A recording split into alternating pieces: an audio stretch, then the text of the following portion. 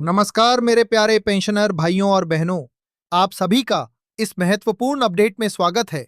अगर आप भी ईपीएस 95 पेंशन से जुड़ी हर बड़ी खबर सबसे पहले और सच्चाई के साथ जानना चाहते हैं, तो वीडियो को लाइक जरूर कर दीजिए और हमारे चैनल को सब्सक्राइब करके बेल आइकन दबा दीजिए, ताकि पेंशन से जुड़ी हर जरूरी खबर आप तक समय पर पहुंचती रहे। साथियों, आज जो खबर सामने आ रही है, वो लाखों पेंशनर्स के लिए उम्मीद और चर्चा का विषय बन चुकी है। पिछले कई वर्षों से ईपीएस 95 पेंशनर्स लगातार अपनी मांगों को लेकर आवाज उठाते रहे हैं। देश के अलग अलग राज्यों से पेंशनर संगठनों ने कई बार सरकार से न्यूनतम पेंशन बढ़ाने की मांग की, लेकिन मार्च के महीने में जो घटनाएं हुई, उन्होंने इस मुद्दे को फिर से राष्ट्रीय स्तर पर चर्चा का विषय बना दिया। दिल्ली की सड़कों पर 9 मार्च, 10 मार्च और 11 मार्च को हजारों पेंशनर्स इकट्ठा हुए। देश के कोने कोने से बुजुर्ग साथी अपने अधिकार की आवाज लेकर राजधानी पहुंचे। उनका कहना था कि उन्होंने अपनी पूरी जिंदगी देश की सेवा और काम में लगा दी, इसलिए बुढ़ापे में सम्मानजनक पेंशन मिलना उनका अधिकार है। इन 3 दिनों में जो आंदोलन हुआ, उसने पूरे देश का ध्यान इस मुद्दे की तरफ खींच लिया। कई पेंशनर संगठनों के नेताओं ने कहा कि न्यूनतम पेंशन को बढ़ाकर कम से कम 7,500 रुपए किया जाना चाहिए और इसके साथ महंगाई भत्ता यानी डीए भी जोड़ा जाना चाहिए, ताकि बुजुर्गों को महंगाई के दौर में थोड़ी राहत मिल सके।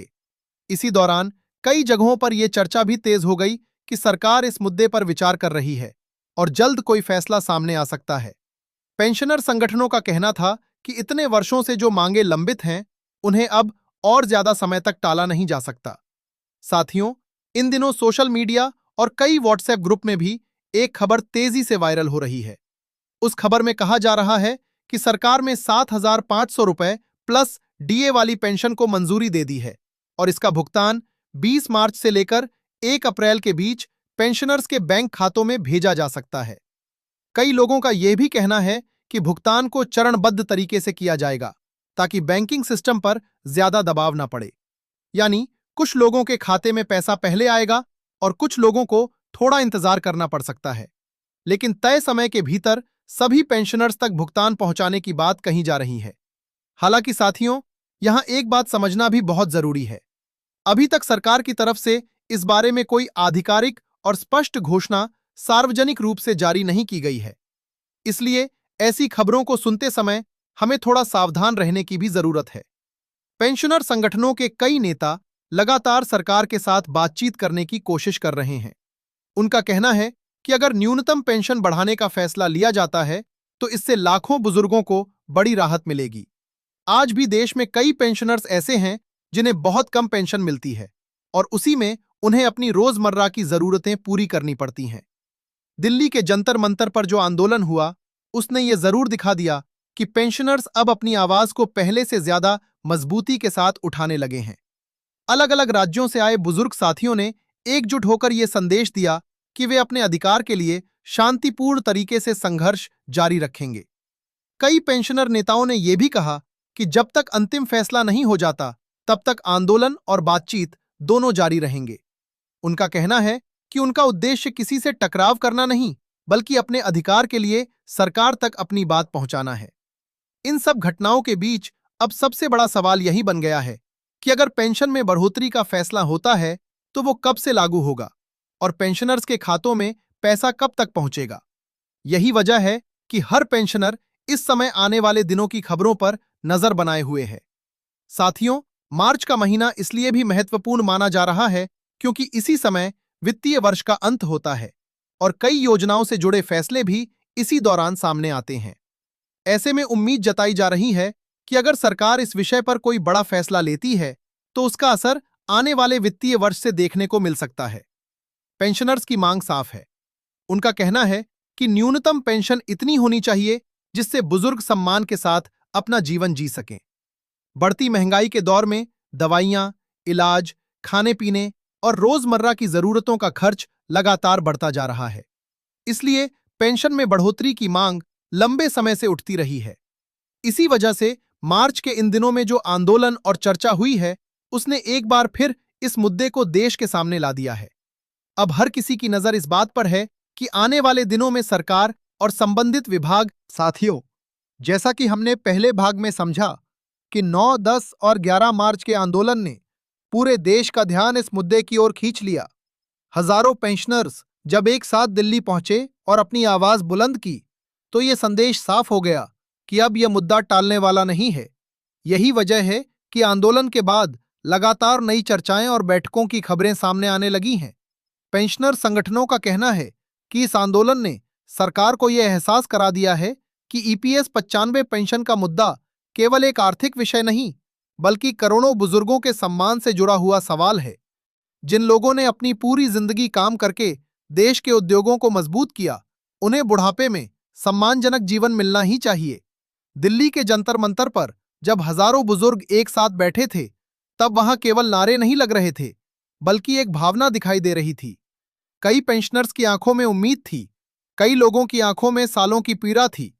किसी ने कहा कि वो 30 साल नौकरी करने के बाद भी बहुत कम पेंशन पर गुजारा कर रहे हैं, तो किसी ने बताया कि बढ़ती महंगाई ने उनकी स्थिति और कठिन बना दी है। इसी दौरान आंदोलन के नेताओं ने भी अपने साथियों को भरोसा दिलाया कि ये संघर्ष तब तक जारी रहेगा जब तक पेंशनर्स को उनका अधिकार नहीं मिल जाता। उन्होंने कहा कि ये लड़ाई किसी एक व्यक्ति या एक संगठन की नहीं, बल्कि पूरे देश के पेंशनर्स की लड़ाई है। सूत्रों के अनुसार आंदोलन के बाद सरकार के विभिन्न विभागों में इस मुद्दे पर चर्चा शुरू हुई है। पेंशनर्स की मांगों और संभावित समाधान को लेकर कई स्तरों पर विचार किया जा रहा है। सरकार के सामने ये चुनौती भी है कि इतने बड़े स्तर पर बदलाव करने के लिए आर्थिक संसाधनों की व्यवस्था कैसे की जाए। लेकिन पेंशनर संगठनों का कहना है कि अगर सही योजना बनाई जाए तो ये संभव है।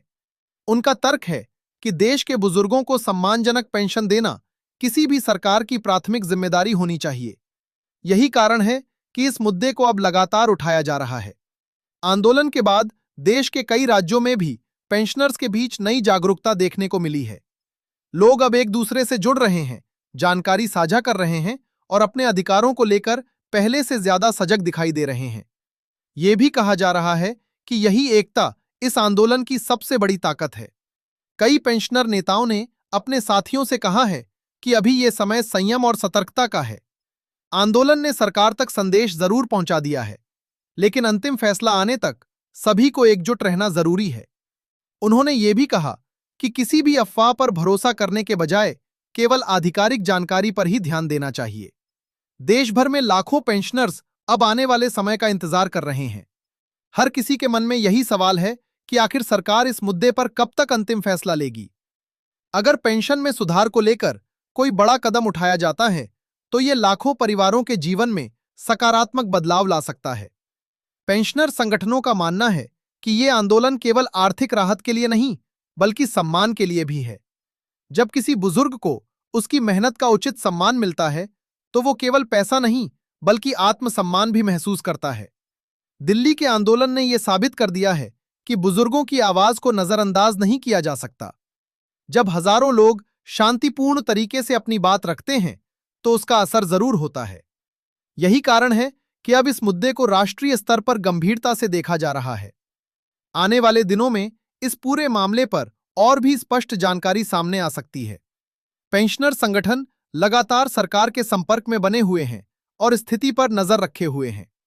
उनका कहना है कि जैसे ही कोई महत्वपूर्ण फैसला सामने आएगा, उसकी जानकारी सभी पेंशनर्स तक पहुंचाई जाएगी। साथियों, ये समय एकजुट रहने का है। जिस तरह से आपने आंदोलन के दौरान एकता दिखाई, वही एकता आगे भी सबसे बड़ी ताकत बनेगी। अगर देश के पेंशनर्स इसी तरह संगठित रहते हैं, तो उनकी आवाज और भी मजबूत होगी। अंत में हम यही कहना चाहेंगे कि पेंशनर्स का ये संघर्ष केवल आज के लिए नहीं, बल्कि आने वाली पीढ़ियों के लिए भी एक उदाहरण है। ये दिखाता है कि अगर लोग शांतिपूर्ण तरीके से अपने अधिकार के लिए खड़े होते हैं, तो बदलाव संभव है। उम्मीद है कि आने वाले समय में इस मुद्दे पर सकारात्मक खबर सामने आएगी और देश के लाखों पेंशनर्स को राहत मिलेगी। अगर आपको ये जानकारी उपयोगी लगी हो, तो इस वीडियो को जरूर लाइक करें और चैनल को सब्सक्राइब करके बेल आइकन दबाना ना भूलें, ताकि पेंशन से जुड़ी हर नई अपडेट आपको समय पर मिलती रहे। धन्यवाद।